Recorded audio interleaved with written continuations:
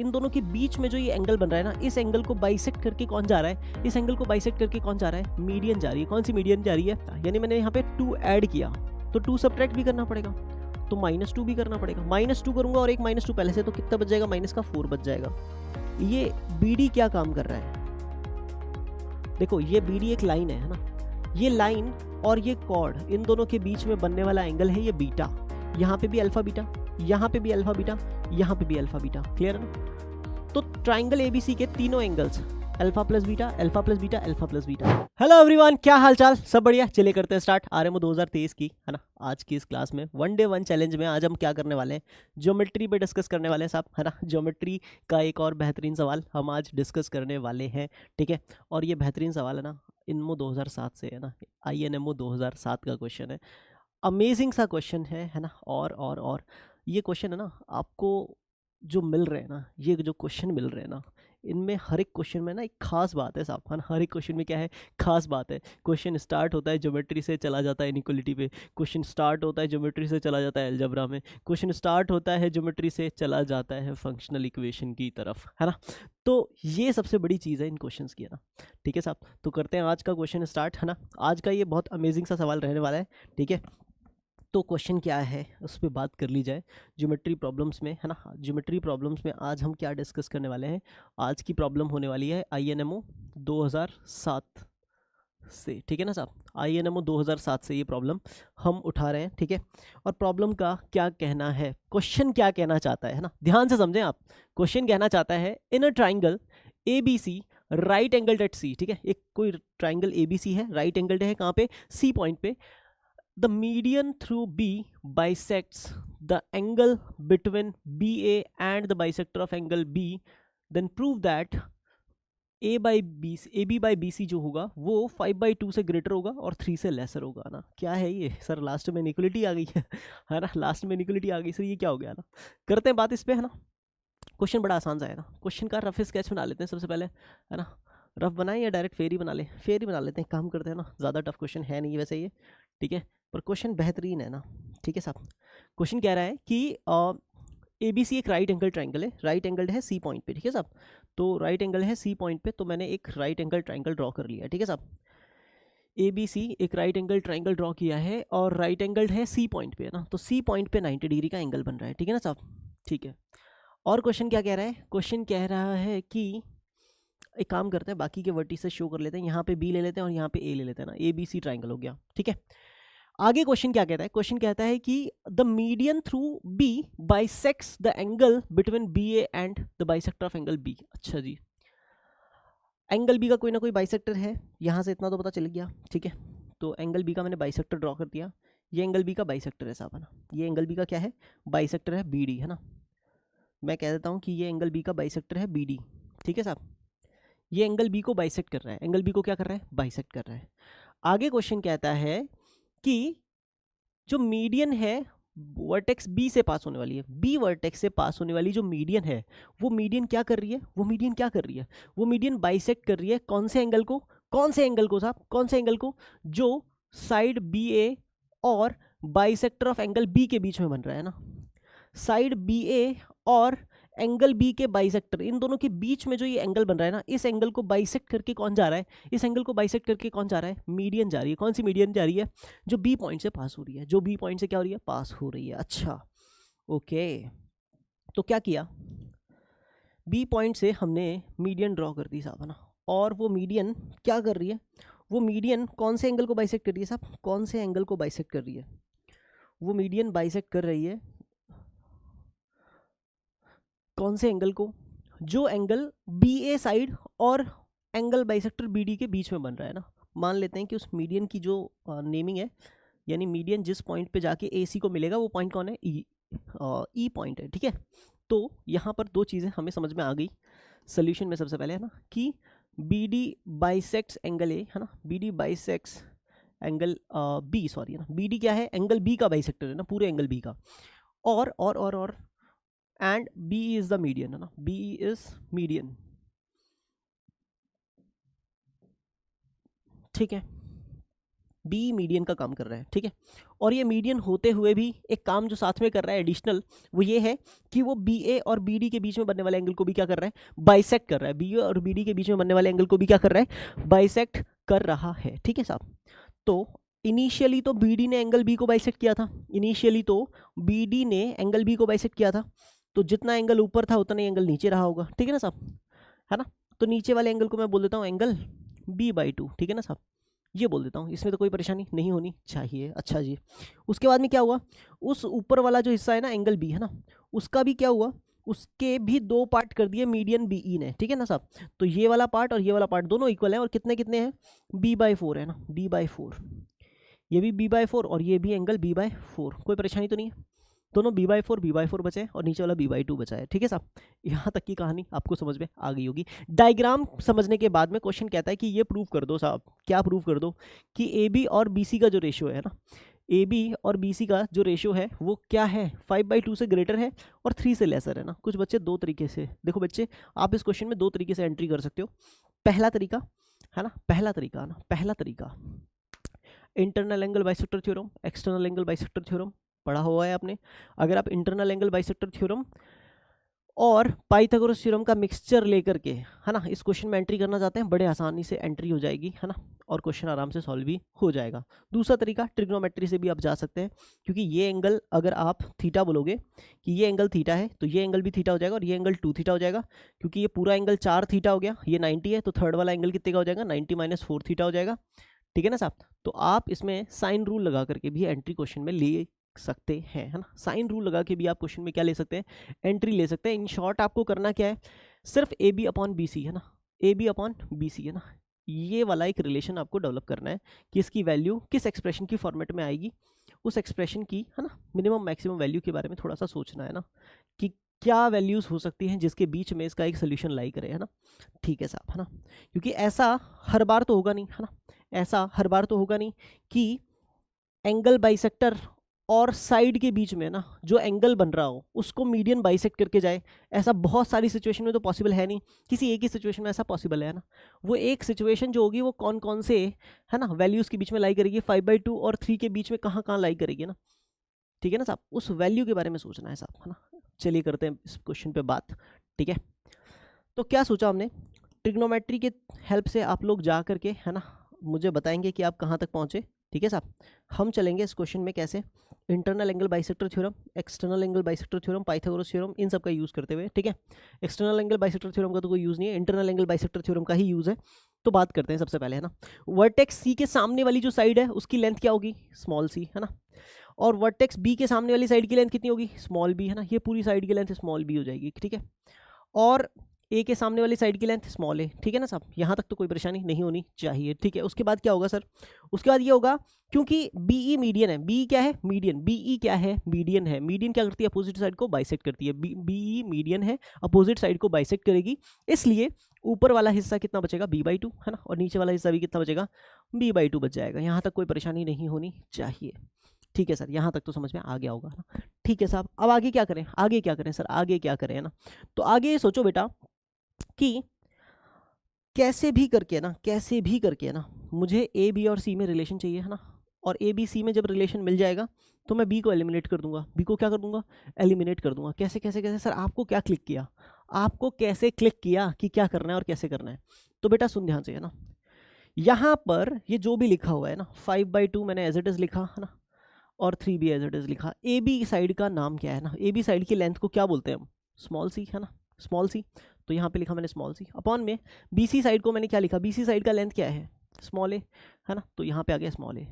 तो A B C के बीच में रिलेशन निकालना है कोई, है ना, ए बी सी के बीच में क्या निकालना है, रिलेशन, है ना, और रिलेशन के अंदर सबसे ज़्यादा जो यूटिलाइज होना चाहिए वो ये जो 3 सेगमेंट है ना, ए ई डी ई और डी सी, है ना, ये सेगमेंट्स यूज़ हो जाए तो बहुत ही ज़्यादा बढ़िया, है ना, ए ई डी ई और ए डी ई और डी सी, है ना, ये 3 सेगमेंट अगर यूज़ हो जाए तो बहुत ही बढ़िया ना।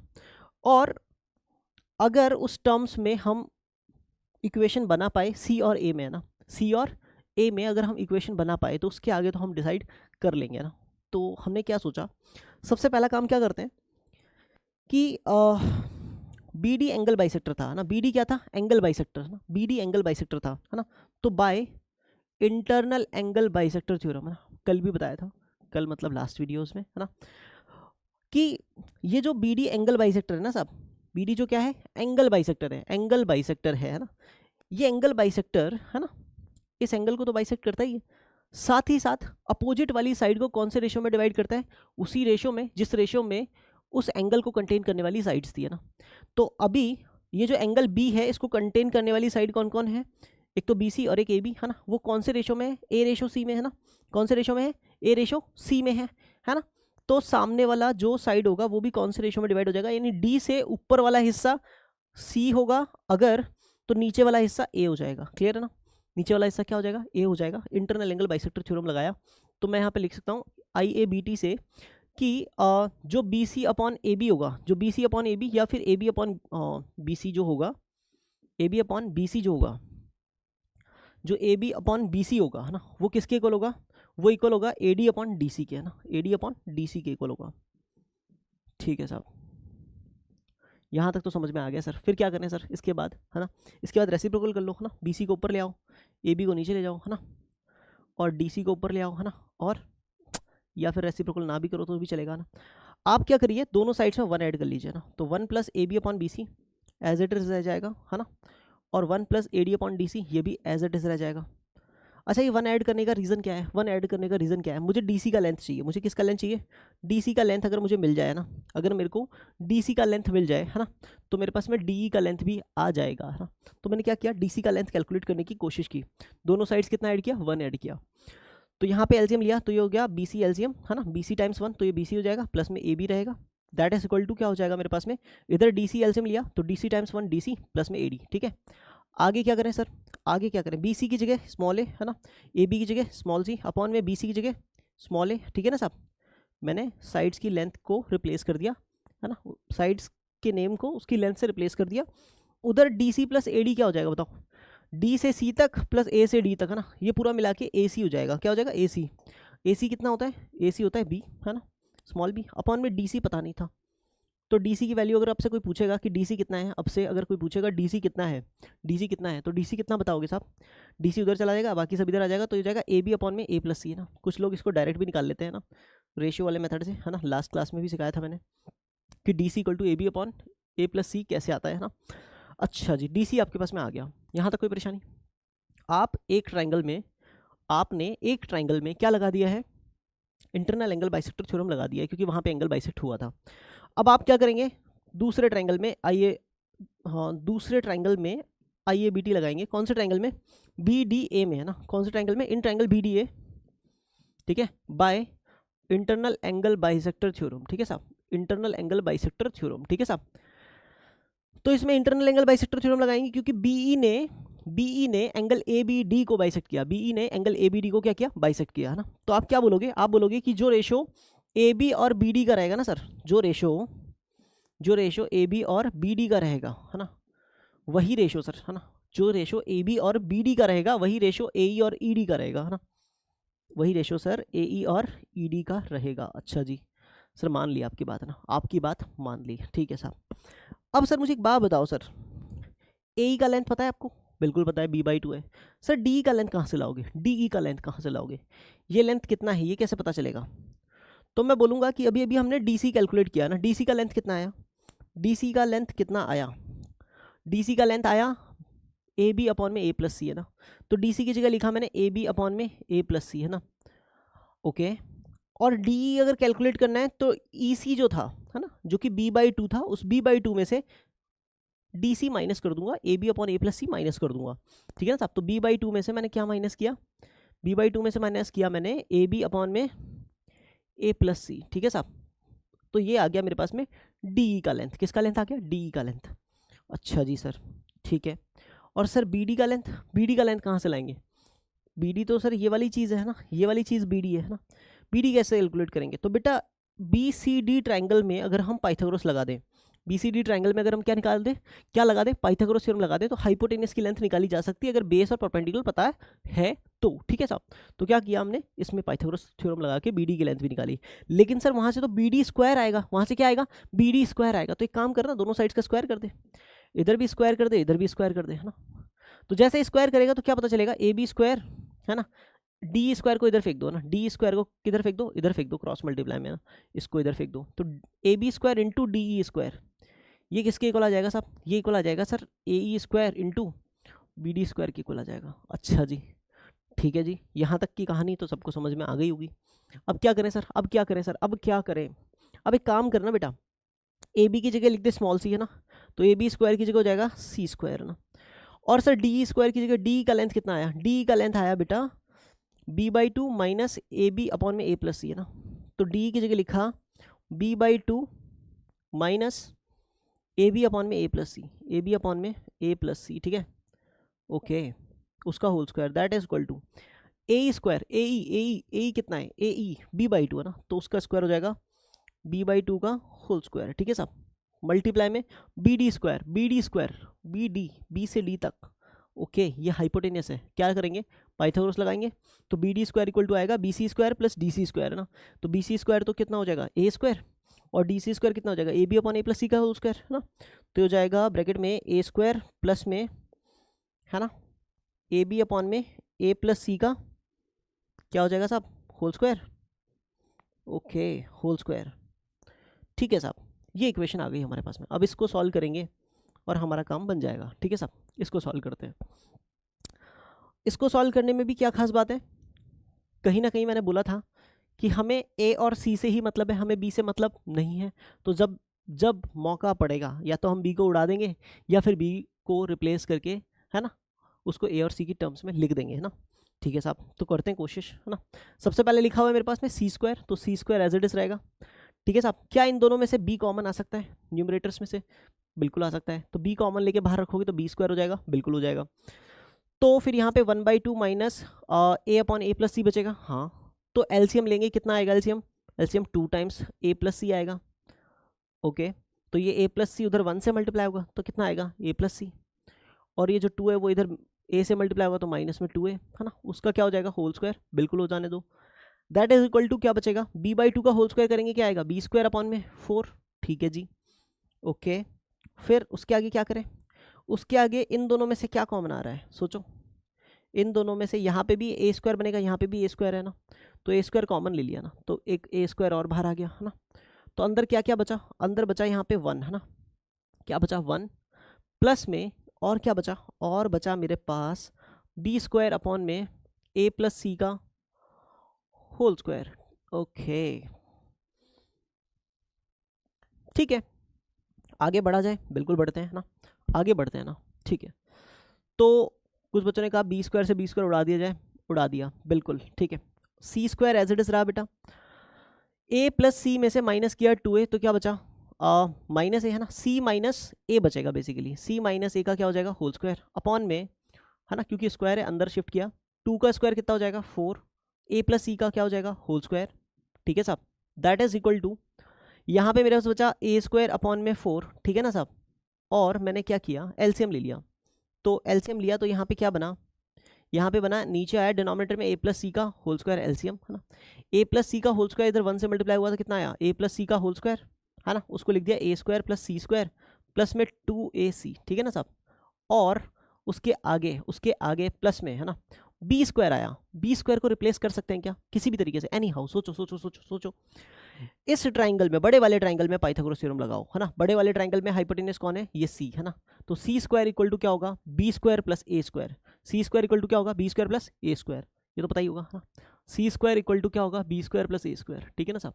तो यहाँ से बी स्क्वायर की वैल्यू निकाल ली है ना, सी स्क्वायर माइनस ए स्क्वायर यहाँ पे रख दिया, ओके ठीक है साहब। अच्छा जी, ये सी अगर कुछ गलती ना करवा दे इसके लिए इसको हटा देते हैं एक बार के लिए है ना, ये सी यहाँ लिख दे रहा हूँ मैं, ठीक है ना साहब, ठीक है। तो इसके बाद क्या करेंगे, उसके बाद और है ना और चीज़ें जो कैंसिल हो सकती हैं हो जाएं, 4 से 4 उड़ा दिया, ए प्लस सी होल स्क्वायर से ए प्लस सी होल स्क्वायर उड़ा दिया, ठीक है ना साहब, और क्या है जो कटने के लिए बना है, नहीं देखते हैं आगे बढ़ते हैं, ए स्क्वायर से ए स्क्वायर कैंसिल कर दिया, तो यहाँ पे मेरे पास बच रहा है साहब सी स्क्वायर सी माइनस ए का होल स्क्वायर, एक्सपैंड कर दें तो ये बन जाएगा सी square plus A square minus में 2ac, ओके जी, और सामने ए स्क्वायर बैठा है, ठीक है, सी स्क्वायर प्लस सी स्क्वायर कितना हो जाएगा 2c स्क्वायर प्लस में 2ac, ओके जी, सबको मल्टीप्लाई कर लें फिर एक तरफ कर लेंगे है ना, और तो कोई ऑप्शन नहीं दिख रहा, तो सी स्क्वायर को सी स्क्वायर से क्या सी पावर 4 हो जाएगा, सी स्क्वायर को ए स्क्वायर से तो कितना हो जाएगा ए स्क्वायर सी स्क्वायर, है ना। सी स्क्वायर को माइनस 2ac से तो माइनस का 2ac क्यूब हो जाएगा, ठीक है ना साहब। That is equal to A square को 2c स्क्वायर से किया तो 2 times A square C square हो जाएगा, और ए स्क्वायर को 2ac से किया तो 2a क्यूब सी हो जाएगा। अब सबको लेफ्ट में ले आते हैं, सबको किधर ले आते हैं लेफ्ट में। सर बहुत भारी कैलकुलेशन हो गई है, तो बेटा बहुत भारी कैलकुलेशन हो गई है, लेकिन मेन चीज़ आप ये समझो मुद्दे वाली बात क्या है। मुद्दे वाली बात ये है कि कोई भी ऐसा कॉन्सेप्ट नहीं लगाया, कोई भी ऐसा कॉन्सेप्ट नहीं लगाया जो कि, है ना, मतलब 10th क्लास की एनसीईआरटी के मतलब बहुत बाहर हो ना। ऐसा कोई कॉन्सेप्ट इसमें अभी तक, है ना, अभी तक हमने मेरे हिसाब से यूज़ नहीं किया है ना। यूज़ करेंगे लेकिन अभी तक यूज़ नहीं किया है ना। सिर्फ जो मकसद है ना समझाने का वो ये है कि अगर आप ना अपने बेसिक से भी जाओगे ना तो क्वेश्चन आराम से बनेगा, है ना, आराम से बन रहा होगा ना। There is always a possibility, है ना। तो सी फार 4 यहाँ पे रहेगा, ये 2a स्क्वायर सी स्क्वायर जब लेफ्ट में आएगा तो माइनस का 2a स्क्वायर सी स्क्वायर और प्लस का सी स्क्वायर ए स्क्वायर पहले से अवेलेबल है ना। तो माइनस का एक ही बार बच जाएगा, माइनस का क्या बच जाएगा एक ही बार, और माइनस में 2a सी क्यूब पहले से, और माइनस का ए स्क्वायर सी स्क्वायर, और ये माइनस का 2a क्यूब सी ये भी बचेगा। दैट इज इक्वल टू कितना हो जाएगा 0 हो जाएगा। इन सब में से क्या कॉमन आ सकता है साहब, सी कॉमन आ सकता है। कॉमन लेके 0 में फेंक दो, सी कॉमन लिया तो क्या बचेगा मेरे पास में सी cube minus 2a C square, है ना, और माइनस में ए स्क्वायर सी, ठीक है, और माइनस में 2a cube, that is equal to कितना हो जाएगा साहब 0। अब आपको भी बताइए सी उधर 0 में चला जाएगा, ठीक है, यहाँ तक हम पहुँच गए, ठीक है ना। अब कैसे भी करके मुझे इस पूरी इक्वेशन को किस में कन्वर्ट करना है, सी बाई ए की फॉर्मेट में कन्वर्ट करना है ना, और फिर वहाँ से हम आगे की चीज़ें डिसाइड करेंगे। तो लेट्स सी क्या करते हैं, है ना। इक्वेशन क्या है मेरे पास में देख लेता हूँ मैं। मेरे पास है सी cube minus 2a C square minus A square C minus में 2a क्यूब, ठीक है। तो मैंने लिखा सी cube minus 2a C square minus में क्या था देख लेते हैं ना, है ना, C cube minus 2a C square minus A square C minus 2a cube minus A square C minus 2a cube, ठीक है ना साहब, दैट इज इक्वल टू 0, ठीक है ना साहब। एक बार और मैच कर लेते हैं क्योंकि, है ना, C cube minus 2a C square, ठीक है ना साहब, minus A square C minus 2a cube that is equal to 0। अब क्या किया मैंने, इसको c बाई ए की फॉर्मेट में कन्वर्ट करना है। तो मैंने क्या किया, पूरी इक्वेशन में a क्यूब से डिवाइड कर दिया, पूरी इक्वेशन में a क्यूब से डिवाइड कर दिया। यहाँ पे भी a क्यूब से डिवाइड, यहाँ भी a क्यूब से डिवाइड, यहाँ भी a क्यूब से डिवाइड, और यहाँ पे भी a क्यूब से डिवाइड, और 0 में भी a क्यूब से डिवाइड जो आपको दिख नहीं रहा, है ना। तो ये बन जाएगा c बाई ए का होल क्यूब, ठीक है ना साहब, माइनस में, है ना, एक कट जाएगा और ये बन जाएगा 2 टाइम्स c बाई ए का होल स्क्वायर, ठीक है ना साहब। 2 बार ए स्क्वायर कट जाए, 2 बार ए कट जाएगा और एक बार ए बचेगा, तो ये माइनस का c बाई ए बचेगा, और लास्ट में माइनस का 2 बचेगा, दैट इज इक्वल टू 0। हमने क्या किया, c बाई ए को लेट कर लिया बेटा कितना t, है ना, c बाई ए को कितना लेट कर लिया t लेट कर लिया, मान लिया कि ये t है ना। तो ये क्या बन जाएगा, ये बन जाएगा बेटा t क्यूब, है ना, t क्यूब, माइनस में अगले वाला क्या बनेगा 2t स्क्वायर, ठीक है साहब, उसके आगे क्या बनेगा माइनस t, और उसके आगे minus 2, that is equal to कितना हो जाएगा साहब 0 हो जाएगा, कितना हो जाएगा 0, है ना। और जो मेरे पास जो मुझे प्रूव करना है ना वो भी मेरे माइंड में पैरेलल चल रहा है ना। 2 प्रूव क्या था, 2 प्रूव था 5/2 से ग्रेटर होना चाहिए c बाई ए और छोटा होना चाहिए 3 से, लेकिन हमने तो c बाई ए को t मान लिया, तो हमें क्या प्रूव करना है कि 5/2 से बड़ा होना चाहिए t और छोटा होना चाहिए किससे 3 से, है ना।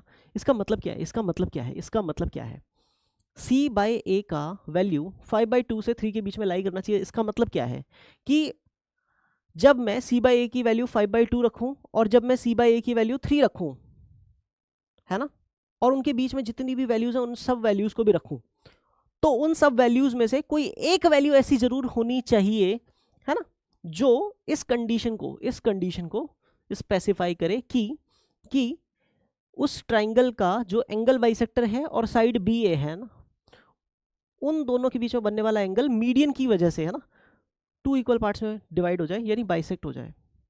ऐसी सिचुएशन बननी ही चाहिए, है ना। अब ऐसी सिचुएशन बन रही है या नहीं बन रही है हमें चेक करना है, ये हमें क्या करना है चेक करना है।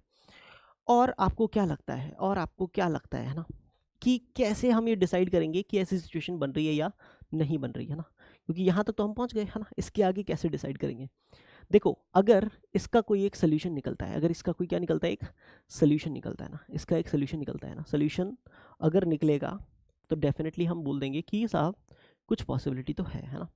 लेकिन मुद्दे की बात क्या है, मुद्दे की बात क्या है, हमें सिर्फ ये देखना है कि ये जो एक्सप्रेशन ये दे रखा है, इस एक्सप्रेशन का ग्राफ अगर अपनी वैल्यू चेंज करता है, इस एक्सप्रेशन का ग्राफ जो है वो अपनी पॉलरिटी अगर क्या करता है, चेंज करता है। यानी मैं अगर मान लेता हूँ कि कोई पॉलिनोमियल है एफ ऑफ टी, है ना, कोई पॉलिनोमियल है एफ ऑफ टी जो किसके इक्वल है साहब, T cube minus 2t square minus T minus 2, है ना। ये कोई एक पॉलिनोमियल है साहब, ये क्या है, कोई एक पॉलिनोमियल है। और ये पॉलिनोमियल जो है ना कुछ इस टाइप से गिवन है मुझे कि ये पॉलिनोमियल में मैं अगर थोड़ा सा दिमाग लगा के देखूं तो मुझे पता है इन दोनों में से अगर मैंने t कॉमन लिया तो क्या बचेगा, टी स्क्वायर कॉमन लिया अगर तो क्या बचेगा, टी स्क्वायर अगर इन दोनों में से कॉमन लूँ तो क्या बचेगा, t माइनस 2 बचेगा, है ना। और ऐसा क्या करूँ यहाँ पे कि यहाँ से भी t माइनस 2 ही बच जाए। तो मैंने सोचा क्यों ना यहाँ पे, है ना, माइनस कॉमन ले लिया जाए। तो यहाँ पे जैसे ही माइनस का 1 कॉमन लूँगा तो ये t तो प्लस का हो जाएगा, ठीक है ना साहब। लेकिन जैसे ही माइनस कॉमन लूँगा तो ये माइनस 2 भी कैसा हो जाएगा, प्लस का हो जाएगा। तो t प्लस 2 बन जाएगा, यहाँ पे क्या बन जाएगा, t प्लस 2। लेकिन मुझे तो चाहिए क्या, मुझे क्या चाहिए, t माइनस 2 चाहिए। तो मैंने कहा माइनस लगा ले एक बार के लिए, बैलेंस आउट कर लेंगे लास्ट में ना। अब माइनस 1 को t से मल्टीप्लाई किया, माइनस का t, माइनस 1 को माइनस 2 से मल्टीप्लाई किया, क्या आया, प्लस का 2 आया। यानी मैंने यहाँ पे 2 ऐड किया तो 2 सब्ट्रैक्ट भी करना पड़ेगा, तो माइनस 2 भी करना पड़ेगा। माइनस 2 करूंगा और एक माइनस 2 पहले से, तो कितना बच जाएगा, माइनस का 4 बच जाएगा, ठीक है ना साहब। मेरे पास जो गिवन एक्सप्रेशन है वो कुछ इस टाइप का है ना। इन दोनों में से मैंने t माइनस 2 अगर कॉमन लिया तो यहाँ पे टी स्क्वायर माइनस 1 बचेगा और लास्ट में माइनस का 4 बचेगा। और इस एक्सप्रेशन को देखने के बाद में मुझे एक चीज़ पता चली कि जब भी मैं t का वैल्यू, है ना, 2 से बड़ा कुछ भी रखूंगा, 2 से बड़ा कुछ भी t का वैल्यू रखूंगा अगर मैं इस एक्सप्रेशन में, है ना, यानी ये जो मैंने फंक्शन या पॉलिनोमियल जो भी सोचा है ना, इसमें अगर मैं t का वैल्यू 2 से बड़ा कुछ भी रखूं, है ना, t belonging to 2 to infinity, है ना, 2 से लेके इन्फिनिटी तक कुछ भी रखूं, सोच के देखो, 2 से बड़ा कुछ भी रखोगे तो ये वाला ब्रैकेट कैसा आएगा, पॉजिटिव, ये वाला ब्रैकेट भी कैसा आएगा, पॉजिटिव। और दो पॉजिटिव क्वांटिटीज मल्टीप्लाई हुए तो रिजल्ट कैसा आएगा, पॉजिटिव। उसमें से आप 4 माइनस कर रहे हो, है ना, हर बार आप 4 माइनस कर रहे हो, है ना। जैसे 2.1 रखूंगा तो भी आप 4 ही माइनस कर रहे हो, 2.2 रखूंगा t की जगह पे और इस एक्सप्रेशन में फिर भी 4 ही माइनस कर रहे हो, t का वैल्यू 5 रखूंगा तो भी आप उस पूरे एक्सप्रेशन की वैल्यू में से 4 ही माइनस कर रहे हो।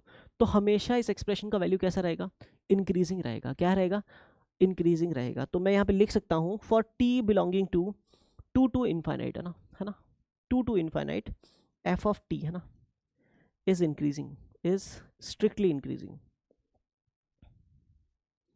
ठीक है ना साहब, स्ट्रिक्टली इंक्रीजिंग है साहब, ठीक है। और अगर ये स्ट्रिक्टली इंक्रीजिंग है यानी इसका ग्राफ जो होगा ना साहब, इसका जो भी ग्राफ होगा जहां से भी शुरू हो रहा हो भले ही, है ना, लेकिन t इक्वल टू जब 2 रखेंगे ना तो 2 से इसका ग्राफ बढ़ता ही जाएगा साहब।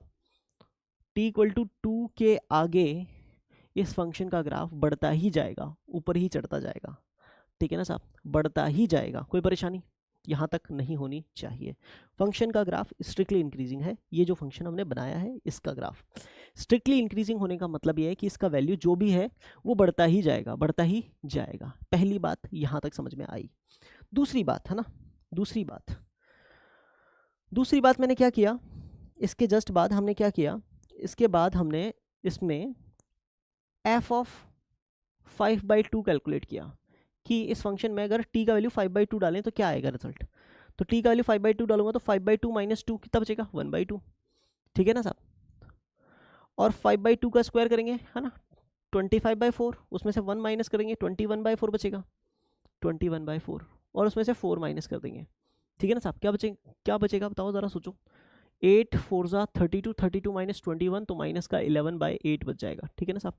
यानी ये वैल्यू कैसी आ रही है, नेगेटिव आ रही है। कैसी आ रही है, नेगेटिव आ रही है ना। अच्छा जी, कैसी वैल्यू आ रही है, नेगेटिव आ रही है ना। दूसरी बात, अगर हम f ऑफ 3 कैलकुलेट करें, क्या कैलकुलेट करें, f ऑफ 3 कैलकुलेट करें, है ना, f ऑफ 3 कैलकुलेट करें यानी t का वैल्यू 3 डाल दें इधर, है ना। तो 3 डालेंगे तो 3 माइनस 2 कितना बचेगा, 3 माइनस 2 कितना बचेगा, 1 इंटू 3 का स्क्वायर 9, 9 माइनस 1 कितना बचेगा, 8, ठीक है ना साहब। 9 माइनस 1 कितना बचेगा, 8 बचेगा, और माइनस में 4 कर देंगे, 8 माइनस 4 कितना आएगा, 4 आएगा, ठीक है ना साहब। 8 माइनस 4 कितना आएगा, 4 आएगा, विच इज पॉजिटिव। मैंने 2 बातें बोली आपको। पहली चीज, इस फंक्शन का ग्राफ स्ट्रिक्टली इंक्रीजिंग है ना, ठीक है ना साहब। t इक्वल टू 2 से अगर आगे देखें तो फंक्शन का ग्राफ कैसा है, स्ट्रिक्टली इंक्रीजिंग है, बढ़ता ही जा रहा है, बढ़ता ही जा रहा है, बढ़ता ही जा रहा है। और t इक्वल टू 2 के जस्ट बाद में आएगा 5/2 है ना, 2.5 जिसको बोलते हैं। 2.5 पे वैल्यू नेगेटिव है, t इक्वल टू 2.5 पे वैल्यू कैसी है, नेगेटिव, और 3 रखने पे वैल्यू कैसी आ रही है, पॉजिटिव आ रही है ना साहब। यानी ग्राफ जो है ना 5/2 पे अपनी जो भी वैल्यू लेगा वो नेगेटिव होगी ना, क्या होगी, नेगेटिव, ठीक है ना साहब। और 3 पर जो भी वैल्यू ले रहा है वो कैसी है, वो है पॉजिटिव। और ऐसा तभी संभव है जब 5/2 और 3 के बीच में ना फंक्शन ऐसे निकल के एक्स एक्सिस को कट करके जाए, है ना। 5/2 से 3 के बीच में फंक्शन ऐसे निकल के एक्स एक्सिस को क्या करके जाए, कट करके जाए। और एक्स एक्सिस को अगर फंक्शन कट करके जा रहा है, फंक्शन का ग्राफ अगर एक्स एक्सिस को कट करके जा रहा है, तो डेफिनेटली 5/2 और 3 के बीच में एक सोल्यूशन तो एग्जिस्ट करेगा, है ना।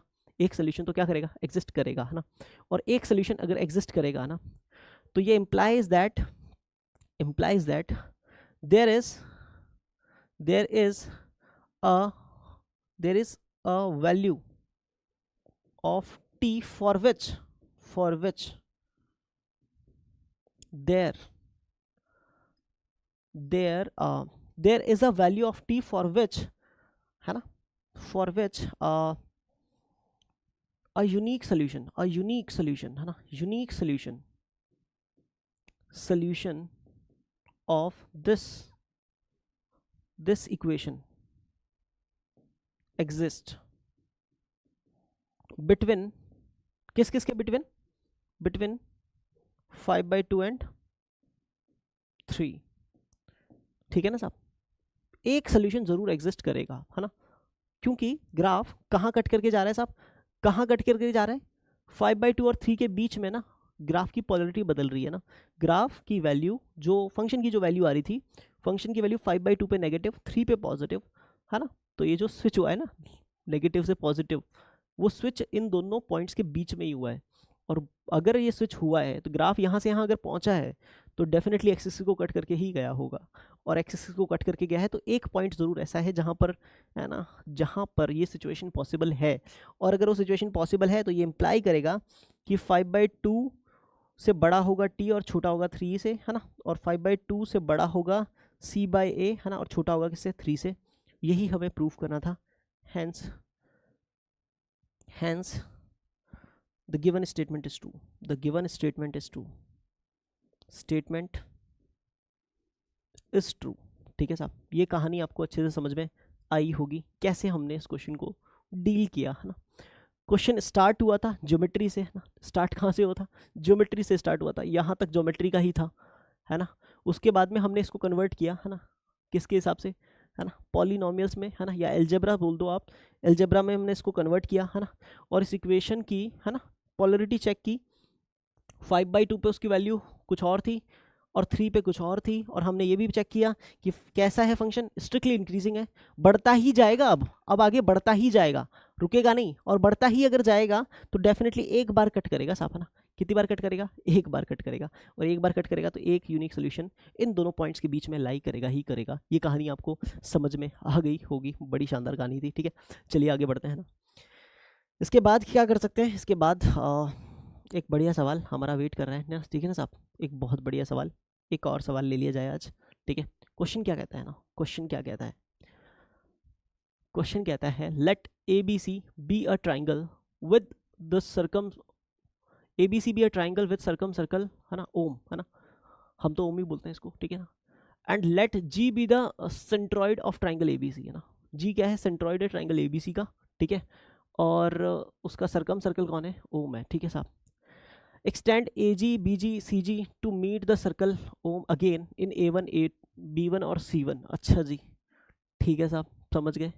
Respectively suppose angle BAC equal to A1 B1 C1, है ना, and ABC equal to A1 C1 B1, है ना, और ACB that is equal to B1 A1 C1। Prove that ABC and A1 B1 C1 are equilateral triangles, ठीक है साहब। Question आपको समझ में आया होगा, नहीं आया तो let me draw the diagram first, है ना। मैं आपको एक रफ स्केच बना के हल्का सा आइडिया दे देता हूँ, ठीक है, क्या कहना चाहता है क्वेश्चन, ठीक है। फिर इसका फेयर स्केच, थोड़ा सा बड़ा स्केच बनाएंगे, है ना, नेक्स्ट पेज पे, ठीक है। क्वेश्चन सिर्फ इतना कहना चाहता है कि आपने क्या किया, एक ट्राइंगल और उसका सर्कम सर्कल, ये आपको गिवन है ना। ये A1 सॉरी ये ABC पॉइंट्स हैं, ठीक है। उसका जो भी ये जो सर्कम सर्कल है ना, मेन रोल सर्कम सर्कल से रिलेटेड ही है। जहाँ पे भी इसका सेंट्रॉइड होगा, इस ट्रायंगल का सेंट्रॉइड जहाँ पे भी होगा ना, हमने क्या किया, AG को ज्वाइन किया और उसको एक्सटेंड कर दिया और सर्कम सर्कल को इंटरसेक्ट कराया, ये पॉइंट A1 आ गया। BG को ज्वाइन कराया है ना, और ये सर्कम सर्कल को जहाँ इंटरसेक्ट किया वो B1 आ गया। CG को ज्वाइन कराया और ये जहाँ सर्कम सर्कल को इंटरसेक्ट किया ये C1 आ गया। तीनों पॉइंट्स को ज्वाइन कर दिया, A1 B1 C1 को, है ना। और ज्वाइन करने के बाद में क्वेश्चन क्या चाहता है हमसे, क्वेश्चन हमसे क्या चाहता है, क्वेश्चन चाहता है कि प्रूव कर दो कि ट्राइंगल ABC कैसा है और A1 B1 C1 भी कैसा है, इक्विलेटरल ट्राइंगल्स, है ना। कैसा क्वेश्चन है ये RMO 2019 का क्वेश्चन है ना, RMO 2019 का एक लाजवाब क्वेश्चन है साहब, है ना, ठीक है ना साहब। और ज्योमेट्री के लिए तो ना सबसे समझ रहे हो ना आप, है ना, ऐसे क्वेश्चन है जो मतलब आपको अवसर देंगे आपका पेन चलाने का, ना, ठीक है ना साहब। यही क्वेश्चन है जो आपको अवसर देंगे पेन चलाने का, ठीक है साहब। तो बनाते हैं इसका फ्रेश डायग्राम, ठीक है ना, जिसमें बहुत सारी चीज़ें हमें दिखें, इसलिए हम क्या करेंगे, पहले सर्कम सर्कल ले लेंगे, ठीक है ना साहब, क्योंकि हमें डायग्राम में बहुत सारी चीज़ें देखनी है, तो डायग्राम थोड़ा अच्छा बड़ा सा रहे तो ठीक रहेगा, ठीक है ना साहब। तो हमने क्या किया है, इस पर 3 पॉइंट मार्क कर लेते हैं हम सर्कम सर्कल पे, A1 सॉरी A B और C, ठीक है ना साहब, ठीक है। ये 3 पॉइंट्स मैंने मार्क कर लिए, ठीक है ना साहब। अब मैं ट्राइंगल ड्रॉ कर रहा हूँ। ट्राइंगल मैंने पहले बनाया ही ऐसा है कि किसी भी सिचुएशन में आपको ये ना लगे कि ये इक्विलेटरल है, क्योंकि जब इसको इक्विलेटरल प्रूफ करेंगे ना तो आंखें चमक जानी चाहिए, ठीक है साहब। ट्राइंगल ABC हमारा बन के तैयार है, ठीक है ना साहब। अब मैं मान लेता हूँ कि इसका सेंट्रॉइड जो है, सेंट्रॉइड कुछ यहाँ पे है ना, ठीक है ना साहब, यहाँ पे सेंट्रॉइड है G पॉइंट पे ना, ये G पॉइंट है साहब, है ना। तो क्या करेंगे, A और G को ज्वाइन कराना है, ठीक है ना साहब, A और G को ज्वाइन कराना है, ठीक है साहब। B और G को ज्वाइन कराना है और लाइन को एक्सटेंड कर देना है, सर्कम सर्कल को कट करनी चाहिए। C और G को ज्वाइन कराना है, करा दिया साहब, है ना। तो ये पॉइंट है हमारा G, ठीक है ना साहब। और ये जो पॉइंट्स हैं, A के सामने A को एक्सटेंड करने पे ये A1 पॉइंट आया है, B को एक्सटेंड करने पे ये B1 पॉइंट आया है और C को एक्सटेंड करने पे ये C1 पॉइंट आया है, ठीक है ना साहब। और तीनों पॉइंट्स को अगर हम ज्वाइन करा दें तो जो ट्राइंगल बनेगा, है ना, जो ट्राइंगल बनेगा, कौन सा कलर लें, ये वाला ले लेते हैं, ठीक है। और तीनों पॉइंट्स को अगर हम ज्वाइन करा दें तो जो ट्राइंगल बनेगा A1 B1 C1 ये भी इक्विलेटरल होगा और ABC भी इक्विलेटरल होगा, ये हमें प्रूव करना है साहब, है ना। ये भी इक्विलेटरल होगा, A1 B1 C1 भी, और ABC भी इक्विलेटरल होगा, ये हमें क्या करना है, प्रूफ करना है साहब, है ना। कैसे प्रूफ करेंगे, सोचिए, बहुत आराम से सोचिए, है ना। तब तक हम बेसिक जो इसकी चीज़ें हैं जो हमें पहले से क्वेश्चन में आइडिया लग जाता है ना, जो क्वेश्चन में गिवन भी है, मैं लिख लेता हूँ। Angle BAC A1 B1 C1 के बराबर है ना, एंगल BAC किसके बराबर है, A1 B1 C1 के, है ना, ये गिवन है हमें, पहली बात, है ना। दूसरी बात हमें क्या पता है, ABC A1 C1 B1 के बराबर है, ABC A1 C1 B1, है ना, ऐसा ही क्या, देख लेते हैं ना, ABC A1 C1 B1, ठीक है। और ACB B1 A1 C1, ACB, है ना, ACB किसके बराबर है साहब, B1 A1 C1 के बराबर है, ठीक है साहब। ये चीज़ें हमें तीनों गिवन है ना, इसके अलावा हमारे पास कोई भी इन्फॉर्मेशन नहीं है। हमें क्या प्रूफ करना है कि ट्राइंगल ABC भी इक्विलेटरल है और ट्राइंगल A1 B1 C1 भी इक्विलेटरल है। अच्छा क्वेश्चन था RMO 2019 का, कैसे देख सकते हैं इस क्वेश्चन को, ठीक है। सबसे पहली चीज़, है ना, जो जो दिखाई देता है वो काम करते हैं। सेम सेगमेंट में बनने वाले एंगल्स इक्वल होते हैं, ये सबको पता है ना। तो सबसे पहले बात करते हैं इस सेगमेंट में कौन कौन से एंगल बन रहे हैं ना, ठीक है ना साहब। इस आर्क ने 2 जगह एंगल बनाए होंगे ना, एक तो BAC और एक BB1 A1, है ना, सॉरी फिर से गलत बोला, BAA1 और BBA1, है ना, ये वाला एंगल और ये वाला एंगल, ठीक है ना साहब। ये 2 जगह इसने एंगल बनाया, तो इसको मैंने अल्फा नाम दे दिया ना, अल्फा नाम दे, तो ये भी कितना हो जाएगा, अल्फा हो जाएगा, ठीक है ना साहब, ठीक है साहब। फिर अगले आर्क की बात करते हैं ना, दूसरा आर्क कौन है, दूसरा आर्क है ये वाला, है ना, और ये वाला ले लेते हैं, ठीक है ना साहब। इस आर्क ने, है ना, इस आर्क ने एक तो एंगल बनाया CAA1 और एक बनाया C1A1 है ना, ये दो एंगल्स बनाए है ना। तो क्या करते हैं, इस एंगल को बोल देते हैं बीटा, है ना। तो ये वाला भी एंगल कितना हो जाएगा, बीटा ही हो जाएगा। ठीक है साहब, अच्छा जी, ओके। फिर उसके बाद क्या करें, उसके बाद क्या करें सर, उसके बाद क्या करें सर, उसके बाद एक काम करो ना, जो जो चीज़ें गिवन है इक्वल है ना, उनके तरीके से जाते हैं थोड़ा सा, है ना, उनके तरीके से एंट्री मारते हैं क्वेश्चन में। ठीक है ना साहब। तो एंगल बी ए सी किसके बराबर है, बी ए सी किसके बराबर है, बी ए सी हमारा आया अल्फा प्लस बीटा ना, बी ए सी आया अल्फा प्लस बीटा। और ए one B one C one, ए one B one C one, ये किसके बराबर आया, अल्फा प्लस समथिंग है ना, अल्फा प्लस समथिंग, समथिंग क्या होगा, G B one C one है ना। तो ये किसके बराबर है, alpha plus angle G B one C one है ना। तो अल्फा से अल्फा उड़ा दिया, तो बीटा किसके इक्वल आ गया साहब, angle G B one C one के, है ना। तो angle G B one C one जो ये दिख रहा था, ये कितना है, बीटा है, ये कितना है, बीटा है साहब, बीटा ना। ठीक है साहब, अच्छा जी। तो ये एंगल जैसे ही बीटा हुआ, तो इस आर्क ने भी दो जगह एंगल बनाया है ना, B B one C one है ना, और बी सी सी वन है ना। तो ये एंगल भी कितना हो जाएगा, बीटा हो जाएगा। बहुत ही बढ़िया शुरुआत है यार ये तो, है ना। ठीक है साहब, चलिए इसके आगे क्या किया जाए, इसके आगे क्या किया जाए, ठीक है ना साहब। तो इसके आगे बढ़ते हैं थोड़ा सा और आगे, है ना, चीज़ों को थोड़ा सा और आगे लेके जाते हैं। ठीक है ना साहब, ओके। 4 जगह बीटा आ चुका है साहब, है ना। तो फिर क्या करते हैं ना, थोड़ी सी चीज़ें और आगे लेके जाते हैं, है ना। तो एक काम और कर लेते हैं, इसको देख लेते हैं, ए बी सी किसके बराबर है, ए बी सी एंगल पूरा है क्या हमारे पास, ए बी सी में तो कुछ भी नहीं पता हमें, है ना। और ए सी बी में, ए सी बी किसके बराबर है, बी वन ए one C one, B one ए वन सी वन, ए वन पे भी कुछ नहीं पता हमें। तो एक काम करते हैं, इस एंगल को ना एक बार के लिए, इस एंगल को ना, इस एंगल को गामा बोल देते हैं ना, क्या बोल देते हैं, गामा, है ना। किसको, उस एंगल को हम गामा बोल देते हैं, जो किस आर्क ने बनाया है, इस आर्क ने बनाया है। ठीक है साहब, अच्छा जी। तो इस आर्क ने एक और एंगल बनाया होगा, है ना, ये वाला एंगल, है ना। तो ए वन सी वन, ये भी कितना हो जाएगा, गामा हो जाएगा साहब। बहुत बढ़िया, ठीक है साहब। तो क्योंकि इस एंगल को हमने गामा बोल दिया है, ठीक है ना साहब, ठीक है। तो इसके साथ वाला बच गया, इस बेचारे को कुछ नहीं मिला, है ना, इस बेचारे को कुछ भी नहीं मिला। तो एक काम कर लेते हैं कि इस एंगल के बारे में भी कुछ अजम्पशन ले चले, है ना। ए सी बी एंगल कंप्लीट हो गया हमारा ना, ए सी बी एंगल कंप्लीट हो गया, और बी ए one C one, B one ए वन सी वन ये इनकम्प्लीट है अभी, है ना। तो ले चलते हैं इसको ना, एंगल ए सी बी की जगह क्या लिखूं बताओ मैं, एंगल ए सी बी की जगह मैं लिखूंगा बीटा प्लस गामा ना, बीटा प्लस गामा।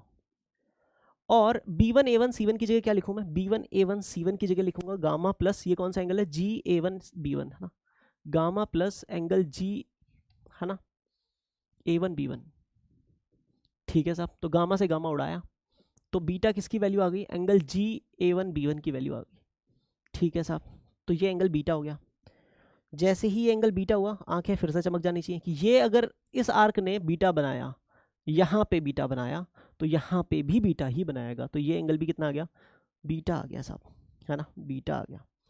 ठीक है साहब, 1 2 3 4 5 6, 6 बीटा इकट्ठे हो गए ना, 6 बीटा क्या हो गए, इकट्ठे हो गए। ठीक है साहब, अच्छा जी। इसके आगे क्या करें सर, इसके आगे क्या करें, इसके आगे क्या कर सकते हैं, कुछ एंगल बच गए क्या अभी भी, हाँ 2 एंगल बचे हुए हैं, ये भी नहीं पता हमें और ये भी नहीं पता ना। ओके, और यहाँ पे कौन कौन से एंगल काम में आ रहे हैं, ए बी सी और ए one C one B one, है ना। दोनों ही ये बराबर है और दोनों में एक एक एंगल पता नहीं है ना। तो इसको अगर डेल बोल देंगे, है ना, तो ये भी डेल ही हो जाएगा। ठीक है साहब, ये बात आपको समझ में आ जानी चाहिए, वेल अंडरस्टूड है, दोनों एक ही आर्क पे बनने वाले एंगल है ना, इसी आर्क पे। ठीक है साहब, चलिए यहाँ तक की कहानी बड़ी आसान थी, है ना, यहाँ तक की राहें कोई कठिन नहीं थी। इसके बाद क्या करें, इसके बाद एक काम करना है छोटा सा, ये जो पॉइंट है ना साहब, इस पॉइंट को हमें डी बोल देना है, इस पॉइंट को ई बोल देना है, और इस पॉइंट को एफ बोल देना है। ठीक है साहब, इतना बोलने के बाद चीज़ें शुरू होंगी कुछ अलग डायरेक्शन में। ठीक है, आपको पता होना चाहिए ऑल्टरनेट सेगमेंट थ्योरम का कन्वर्स, है ना।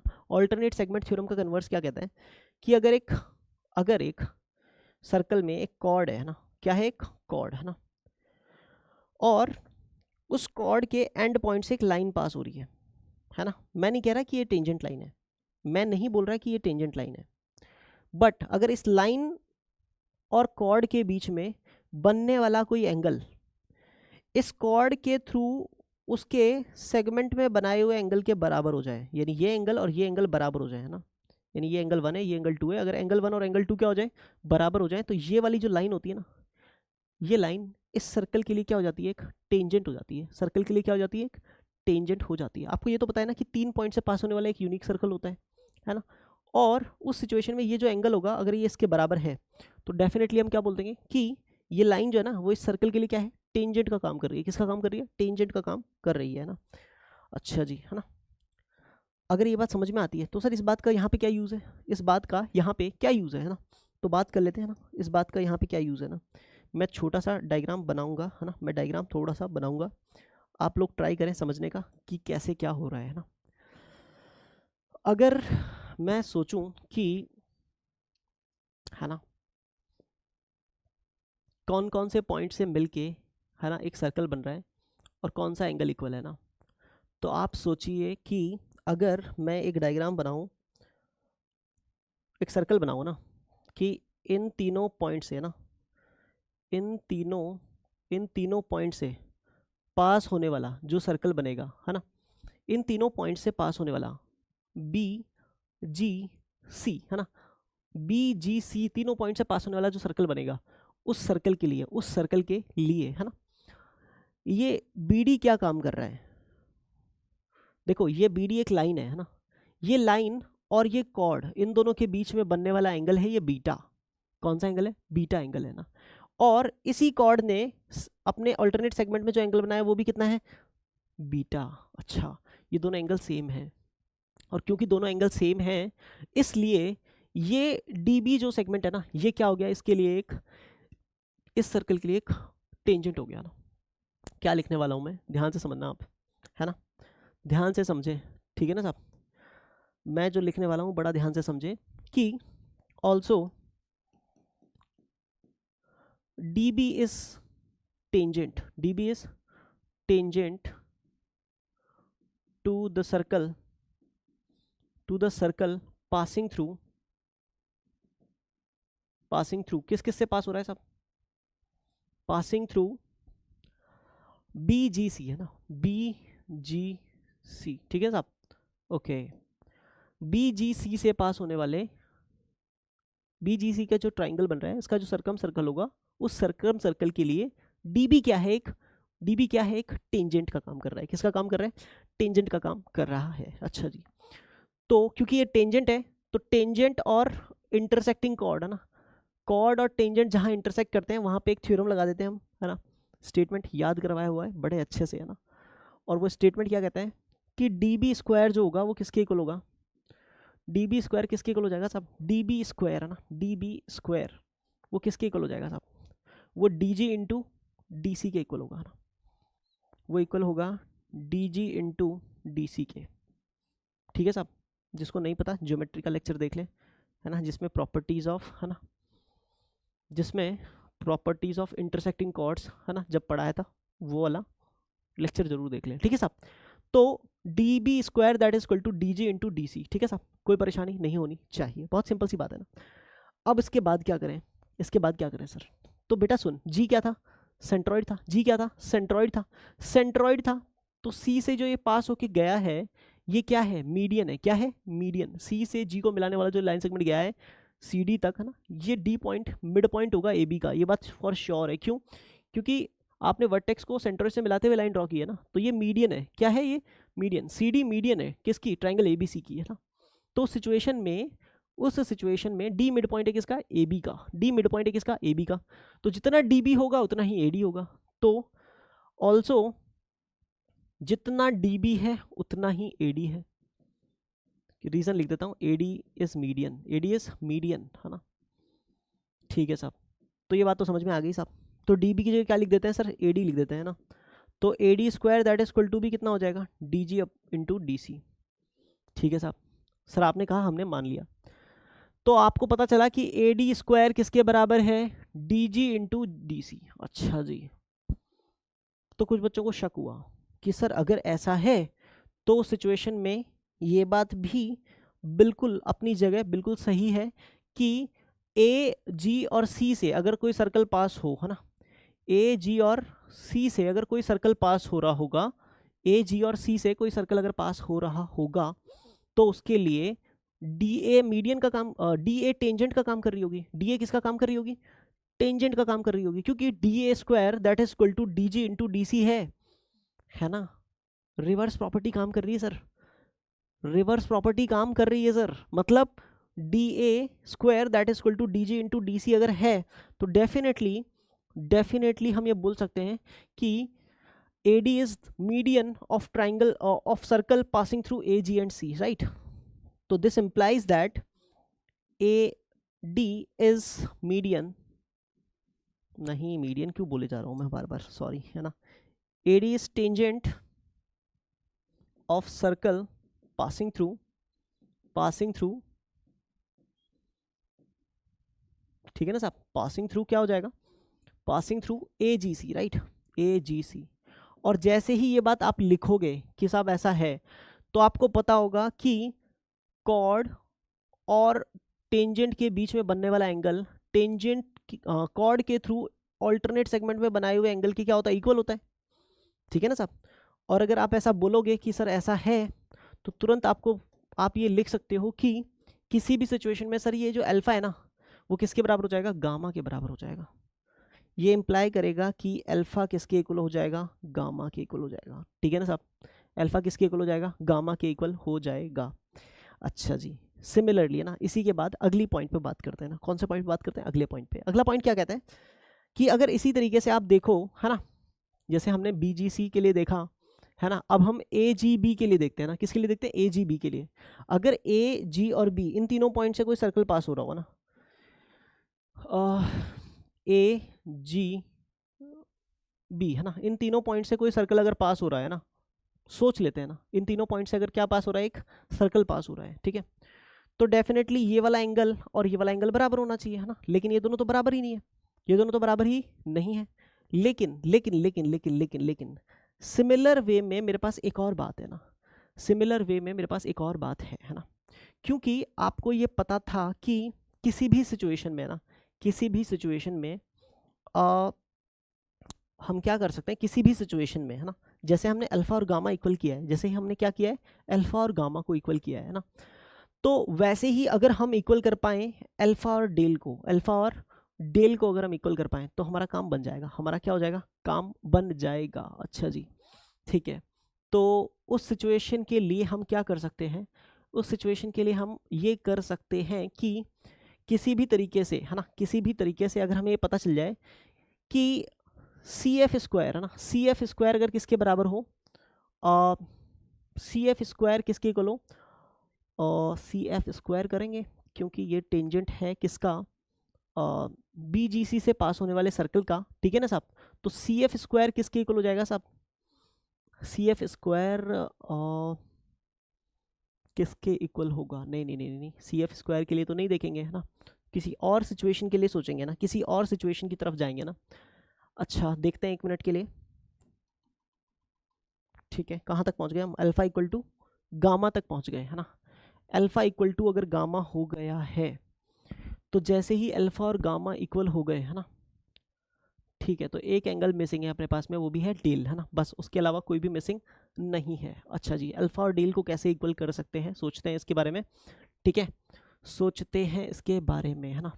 यहाँ पे हमने सी जी सेगमेंट जो है ना, सी जी वाला हिस्सा है ना, इसको कॉमन कॉर्ड रखा था। किसको कॉमन कॉर्ड रखा था? सी जी वाले को, है ना। अब हम क्या करते हैं कि हम ए जी को कॉमन कॉर्ड रख के चले। अगर ए जी को कॉमन कॉर्ड रखेंगे तो भी काम नहीं बन रहा था, और हमारा, तो हमने एक ही फाइनल सिचुएशन ड्रॉ की थी, है ना।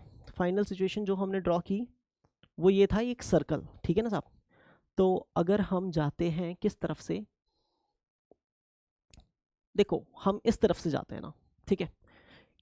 अगर मैंने जो ये पिंक वाला सर्कल ड्रॉ किया है, इस सर्कल से देखा जाए, है ना, और इस कॉर्ड को देखें ना, ये वाली कॉर्ड देखें, ठीक है ना साहब। कॉर्ड का कलर मैं कर रहा हूँ ब्लू कलर, ठीक है। ये वाली कॉर्ड देख रहे हैं हम, ठीक है ना साहब, ये वाली कॉर्ड, ठीक है ना साहब। अगर ये कॉर्ड देखें, है ना, और ए एफ टेंजेंट है, ए एफ क्या है? टेंजेंट है, क्योंकि यहाँ पे भी एंगल बीटा बन रहा है और यहाँ पे भी एंगल बीटा बन रहा है, ठीक है ना साहब। तो A F is tangent to the circle passing through A G B, ठीक है ना साहब। क्या लिखूंगा मैं यहाँ पे लिख सकता हूँ AF is a tangent to the circle passing through कहाँ से पास होने वाली, पासिंग थ्रू कहाँ से पास होने वाले, AGB है ना, ठीक है, AGB से पास होने वाला जो सर्कल है ना उसके लिए AF क्या है, टेंजेंट है। उसका रीजन है ये एंगल भी बीटा और ये एंगल भी बीटा, ठीक है साहब। तो AF स्क्वायर किसके इक्वल होगा, AF स्क्वायर इक्वल होगा FG इंटू FB है ना। AF स्क्वायर किसके इक्वल हो जाएगा साहब, AF स्क्वायर इक्वल हो जाएगा FG इंटू FB, ठीक है साहब, ओके। लेकिन आपको पता है ऑल्सो एक बात और पता है ना कि ये तो मीडियन है ना, BF क्या है, मीडियन है, तो डेफिनेटली AF और FC बराबर होंगे है ना। तो ऑल्सो AF किसके इक्वल होता है, FC के। तो आप क्या कर सकते हो, AF की जगह FC लिख दोगे, तो FC स्क्वायर किसके इक्वल आएगा, FG इंटू FB के है ना। FC स्क्वायर किसके इक्वल आएगा, FC स्क्वायर है ना, FC स्क्वायर किसके इक्वल आएगा, FG इंटू FB के इक्वल आएगा। इसका मतलब ये जो ग्रीन वाला सर्कल है, ये जो क्या है, ग्रीन वाला सर्कल है ना, ग्रीन वाला सर्कल है, बेसिकली ये सर्कल B, G और C तीनों पॉइंट से पास करेगा है ना, और उसके लिए FC क्या हो जाएगा, टेंजेंट हो जाएगा है ना। तो ये इंप्लाई करेगा कि FC इज अ टेंजेंट, ठीक है ना साहब, FC is a tangent to the circle, कौन सा सर्कल साहब, जो कौन कौन से पॉइंट से पास हो रहा है, BGC से पास हो रहा है, पासिंग थ्रू BGC है ना, पासिंग थ्रू BGC, ठीक है साहब, ओके। यहाँ तक की कहानी पकड़ में आ गई, ठीक है साहब। तो इसका मतलब सर ये जो गामा है और ये जो डेल्टा है ये दोनों आपस में बराबर होंगे, बिल्कुल बिल्कुल बिल्कुल। तो ये इंप्लाई करेगा कि गामा इक्वल टू क्या हो जाएगा, delta, okay okay okay okay okay okay. तो सर ये कहानी तो समझ में आ गई, गामा और डेल्टा आपस में बराबर हो गए सर, मतलब इन शॉर्ट है ना। आप देखो ये वाला एंगल अल्फा है ना, फिर गामा भी अल्फा, फिर ये वाला गामा भी अल्फा, फिर ये डेल्टा भी अल्फा, फिर ये भी अल्फा है ना। तो यहाँ पर 6 बीटा है और 6 गामा है, उनके अलावा कुछ भी नहीं है ना, यानी 6 बीटा और 6 अल्फा मान लो है ना, गामा बोल दो अल्फा बोल दो। तो बेसिकली हमने इस एंगल को अल्फा बोला था है ना, इस एंगल को अल्फा बोला, ठीक है। तो कहीं ना कहीं ये एंगल भी अल्फा हो गया था है ना, फिर कहीं ना कहीं ये एंगल भी क्या हो गया, अल्फा हो गया है ना, ठीक है साहब, ठीक है। मतलब बेसिकली यहाँ पर टोटल कितने एंगल है, 12 एंगल है ना, हर एक एंगल के 2-2 हिस्से हुए हैं और 6 एंगल है, 12 एंगल है ना।